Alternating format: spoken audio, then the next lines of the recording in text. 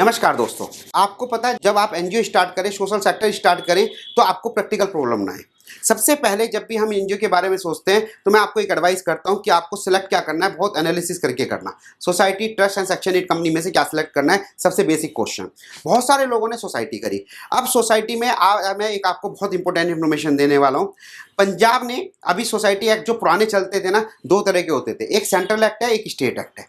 State act में जो registered होती है सोसाइटी, उनके रूल रेगुलेशन ना बहुत पुराने बने हुए हैं, तो उसमें बहुत ट्रांसपेरेंसी, बहुत कंट्रोलिंग पावर नहीं थी। स्टेट इससे अवेयर हुए, धीरे धीरे करके उन्होंने चेंज करना शुरू किया। पहले हरियाणा स्टेट ने अपने एक्ट को चेंज करा, उसमें फॉर्मेलिटीज लाए, फिर यूपी ने भी चेंज करा, और आज पंजाब गवर्नमेंट ने भी अपने जो अमेंडमेंट है सोसाइटी में, वो जो अमेंडमेंट है वो भी लेके आए। वो मेजर अमेंडमेंट क्या है वो मैं आपको बताने वाला हूँ इस वीडियो के थ्रू। ये जो सोसाइटी रजिस्ट्रेशन एक्ट था 1860, अब वो society registration act, Punjab amendment act 2025 कहलाएगा। और उसमें क्या क्या चेंजेस है। नंबर 1, जो सर्टिफिकेट हमें परमानेंट मिलता था वो 5 ईयर्स के लिए मिलेगा, हर 5 ईयर्स पे आपका वो रिन्यूअल होगा। दूसरी चीज, राइट टू इन्फॉर्मेशन एक्ट, जो मैं आपको मेजर बता रहा हूँ, सारे नहीं बता रहा दोस्तों। मेरे पास बहुत सारे क्वेश्चन आए कि right to information act society पे एप्लीकेबल होता है नहीं होता। तो राइट टू इन्फॉर्मेशन एक्ट जो है वो एप्लीकेबल होता था अगर आपकी सोसाइटी में गवर्नमेंट फंड रिसीव होता है, ये एक प्रोविजन था। पंजाब गवर्नमेंट ने कहा कि जितनी भी सोसाइटी हैं और वो रजिस्टर्ड सोसाइटी हैं, अब हम उसे आरटीआई में कवर करेंगे। आरटीआई में कवर करेंगे तो कोई भी बंदा जो है वो फंड के बारे में कोई भी इंफॉर्मेशन आपसे ले सकता है। बड़ी टिपिकल प्रॉब्लम आपके लिए क्रिएट हो सकती है। Enhancing power of the registrar and DC, दोस्तों जहाँ पे आपकी सोसाइटी रजिस्टर्ड होती थी उनकी पावर बहुत कम हुआ करती थी। जो रजिस्ट्रार थे उन्हें रजिस्ट्रेशन करने की पावर थी, लेकिन अब उन्हें बहुत सारी पावर दे दी गई हैं। Registrar can call for any information and record, registrar को पूरी पावर है, कोई भी रिकॉर्ड्स और कॉल्स को आप मतलब वो डिमांड कर सकता है। जो DC and deputy commissioner can order inquiry की ऑर्डर दे सकता है, and if needed appoint the SDM level inquiry भी वो अपॉइंट कर सकता है। बड़ा टिपिकल प्रोविजन है, लेकिन ट्रांसपेरेंसी के लिए गवर्नमेंट का डिसीजन है तो देश के डेवलपमेंट के लिए अच्छा ही होगा। Name restoration, society can not registered if it's name is already, normally जब हम सोसाइटी का नाम अप्रूव कराते हैं, अगर सोसाइटी में ऑलरेडी नाम है तो वो नाम नहीं मिलता, जैसे कंपनीज के केस में होता है।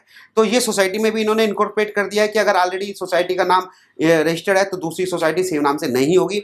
ये कंपनीज एक्ट में भी था और आज भी है, अगर कंपनी एक नाम से हो जाती है तो दूसरे नाम से कोई कंपनी नहीं बन सकती ऑल ओवर इंडिया में।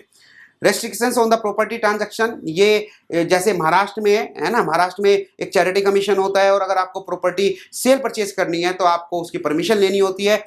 कुछ to some extent Punjab government ने भी ऐसा कहा कि अगर आपको प्रॉपर्टी है, एनजीओ में कोई प्रॉपर्टी है और उसे आप ट्रांसफर करना चाह रहे हैं तो आपको प्रायर अप्रूवल लेनी पड़ेगी, तभी उस प्रॉपर्टी को आप फ्रीली सेल और परचेज नहीं कर सकते।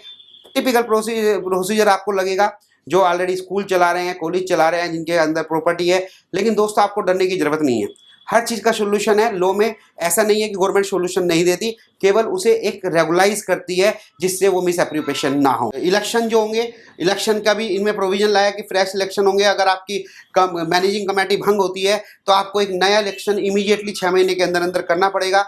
ये वाले भी प्रोविजन लेके आए हैं, और ट्रांसपेरेंसी जितनी ज़्यादा हो, और बहुत सारे प्रोविजंस हैं बताने के लिए, लेकिन टेक्निकलिटी मैंने जो मेन आपको पता रहने चाहिए। हाँ दोस्तों, लेकिन ये चीज़ यहाँ पे एक लर्निंग की चीज़ है। जब भी आप एनजीओ बनाएं तो आपको ये सारी चीज़ कंसीडर करनी है।